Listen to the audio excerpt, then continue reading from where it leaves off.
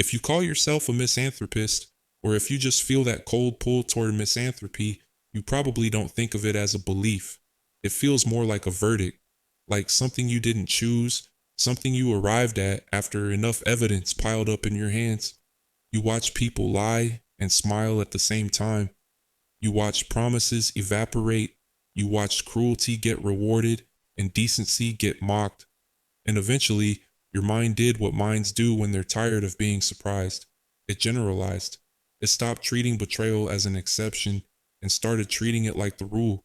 It's not that you woke up one day and decided to hate humanity.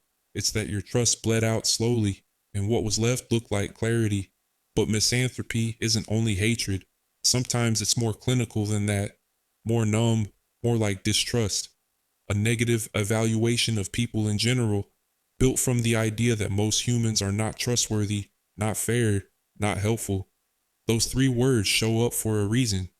There's a well-known way social scientists have measured misanthropy in surveys using questions about whether most people can be trusted, whether most people would take advantage of you or try to be fair, and whether most people try to be helpful or are mostly looking out for themselves. It's basically a trust thermometer pointed at humanity as a whole. If that description hit a nerve, it's because misanthropy often starts as self-protection. Your brain learns that optimism can be expensive, trust can cost you, and once you've paid that cost enough times, the mind begins to treat suspicion like a seatbelt. You think it makes you safer, you think it makes you smarter, you think it makes you harder to manipulate, and in the short term, it can. Misanthropy can feel like armor. If you expect less from people, fewer things can hurt you. If you assume the worst, disappointment feels predictable instead of humiliating. The problem is that armor has a price, and it's not always paid in dramatic ways. It's paid in small daily withdrawals from the connection. You stop giving strangers the benefit of the doubt. You stop asking for help because you already know the answer will be selfishness, incompetence, or judgment. You stop opening yourself up because you're tired of being played, and then the world starts to look exactly like the place your misanthropy warned you it was. Because the moment you approach people like they're dangerous, you change how they respond to you. You become sharper, colder, less forgiving, less curious. That shift can pull the worst out of an interaction, which then becomes new evidence for your original belief. This is how misanthropy can become a self-feeding loop, even when it began as a reasonable reaction to real experiences. If you want to understand misanthropy psychologically, you have to understand what it does with information. It doesn't just collect facts, it filters them. A kind act becomes an exception. A selfish act becomes the truth. A person who is generous is written off as performing. A cruel person is treated as the real face behind the mask. This is why misanthropy feels so convincing. It turns cynicism into a sorting algorithm. It finds the worst examples and upgrades them into a theory of everything. And once your mind starts doing that, it becomes harder to notice the ordinary goodness that doesn't announce itself because it's quieter than outrage. Zoom out for a second, because this isn't only about you. Social trust actually varies dramatically across the world, which means entire societies differ in how many people believe most people can be trusted. In a large, recent cross-national survey from Pew Research Center, trust levels ranged widely. In some places, strong majorities said most people can be trusted, while in others, only a small minority did. Pew also reported that across the countries they surveyed, high-income countries had a higher median level of trust than middle-income countries. That matters because misanthropy isn't always a personal quirk. Sometimes it's what your environment trains into you. If you grew up surrounded by exploitation, corruption, or constant social threat, mistrust can be a rational adaptation. It's not that you're broken, it's that your brain learned the safest strategy available. Even within the United States, survey research has used the trust, fair, helpful questions as a misanthropy scale and found that large portions of respondents did not describe people in the most favorable terms. But even when misanthropy is understandable, it can still become corrosive because your nervous system isn't built to live in constant suspicion. When you expect betrayal everywhere, you stay braced. When you assume people are mostly unfair, you watch for angles. When you believe people are mostly unhelpful, you stop reaching out. That's not just a worldview, that's chronic stress wearing a philosophy as a disguise. There's a close cousin to misanthropy that researchers study more directly: cynicism, especially cynical hostility. This isn't the playful kind of sarcasm, it's the deeper belief that other people are selfish, deceptive, and motivated by bad intentions. And the reason scientists care about it is that it's been linked to poorer outcomes over time. Research in psychology and health has connected cynical hostility and cynicism to worse mental health patterns, including links with depressive symptoms and loneliness in longitudinal work. And it's not only mental. Older research has found that hostility is associated with increased risk of mortality and incident myocardial infarction, with behavioral risk factors playing a mediating role. The exact pathways are complex, and no single study explains every person, but the pattern is unsettling. When you live in a mindset that expects conflict and bad faith, your behavior and stress responses can shift in ways that are not neutral for your body. So if you're proud of your misanthropy, if you wear it like a badge, here's the question that cuts deeper than, are you right? The question is, what is it doing to you? Because misanthropy doesn't only judge other people, it isolates you from the small nutrients of daily life: casual warmth, spontaneous kindness, the feeling that you're not alone in the world. And the more isolated you become, the more your brain treats the world as hostile, because isolation is a threat state. It tells your body you're on your own. It tells your mind to scan for danger, and scanning for danger makes you better at finding it.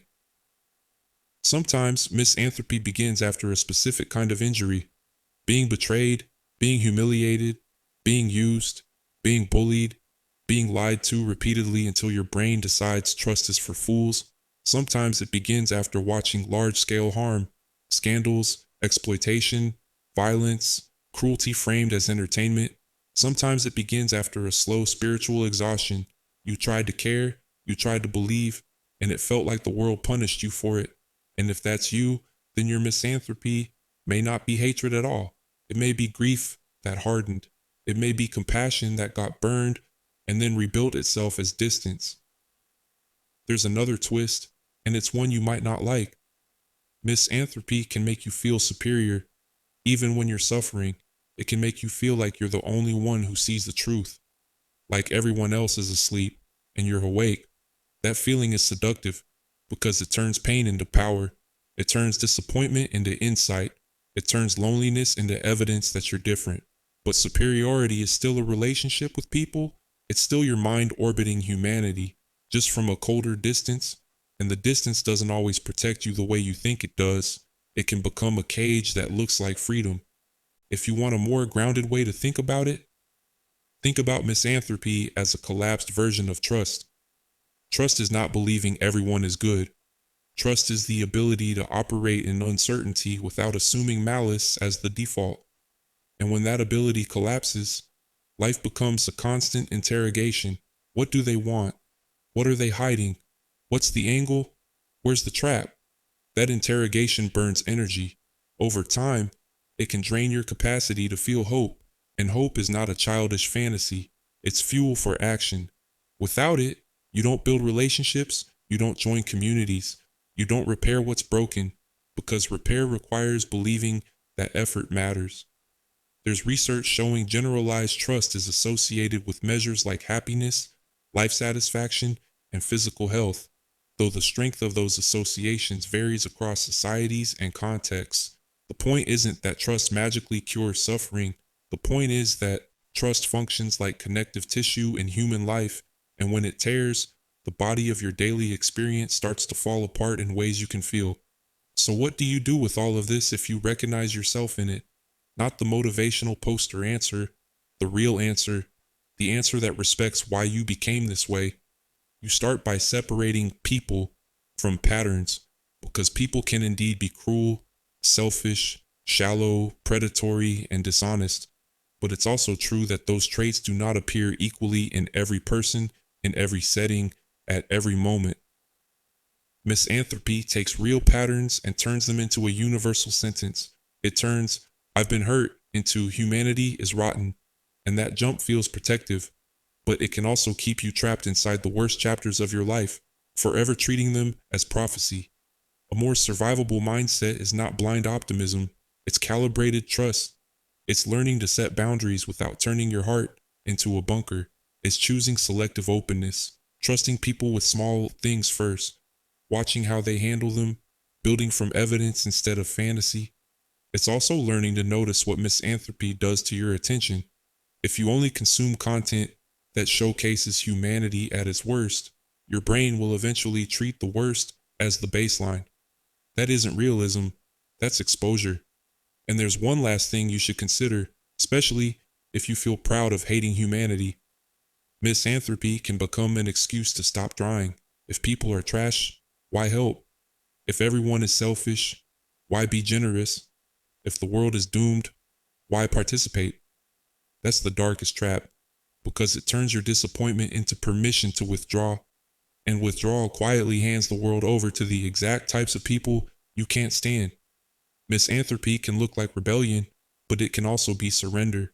So if you're a misanthropist, ask yourself the question most people avoid: what would it cost you to be wrong? Not wrong about the fact that humans can be terrible. That part is easy, but wrong about the idea that they are mostly terrible, always, everywhere. Because if you're wrong, even a little, then your armor is keeping out more than pain. It's keeping out relief.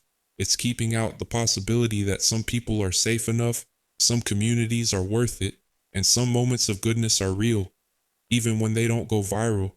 And if you're right, if the world really is as bad as you think, then you still have to decide what kind of person you'll be inside it. Whether your disgust will turn you into a ghost, or whether you'll use it as a compass pointing you toward the rare pockets of humanity you can still respect.